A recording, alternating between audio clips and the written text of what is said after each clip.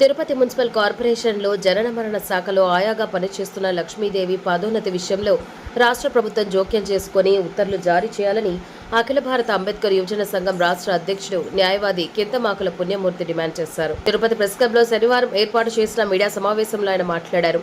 అన్ని అర్హతలు ఉన్న దళిత మహిళ విషయంలో ఇటు కార్పొరేషన్ కమిషనర్, కార్పొరేటర్లు, ఎక్స్ అఫిషియో మెంబర్, తిరుపతి శాసనసభ్యులు ఎందుకు అలసత్వం ప్రదర్శిస్తున్నారని ఆయన ఆవేదన చెందారు.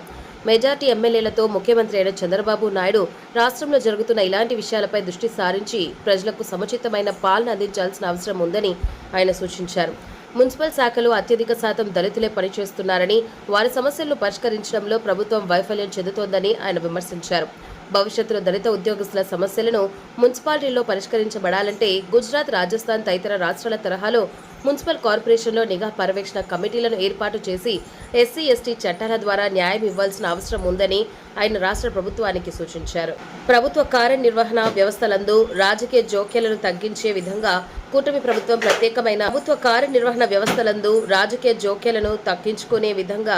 కూటమి ప్రభుత్వం ప్రత్యేకమైన శ్రద్ధ చూపించాల్సిన అవసరం ఉందని, రాజ్యాంగబద్ధమైన ప్రజాపాలన ప్రజలకు అందించాలని ఆయన ముఖ్యమంత్రికి లేఖ రాస్తున్నట్లు ఈ సందర్భంగా తెలిపారు.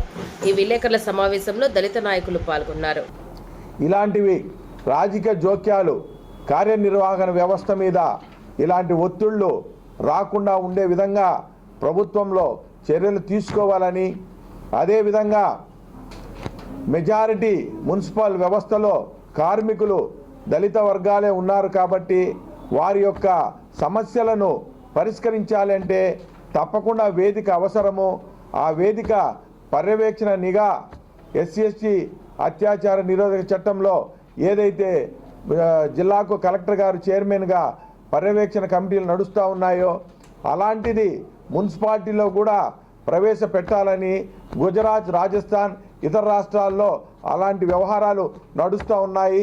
తద్వారా ఇలాంటి సమస్యలను పరిష్కరించే అవకాశం ఉంటుందని, దానికి సంబంధించినటువంటి ఉత్తర్వులను కూడా గౌరవ ముఖ్యమంత్రి గారు పరిశీలించి ఇవ్వాలని, అదేవిధంగా ఏదైతే ఈ యొక్క పదోన్నతిలో అన్యాయం జరిగినటువంటి లక్ష్మీదేవి గారికి కూడా వెంటనే ప్రభుత్వం నుండి ఆ యొక్క పదోన్నతికి సంబంధించినటువంటి ఉత్తర్వులను కూడా ఇచ్చే విధంగా ప్రయత్నం జరగాలని, తద్వారా ఏదైతే ప్రజా సంఘాలకు వారందరి యందు జరిగినటువంటి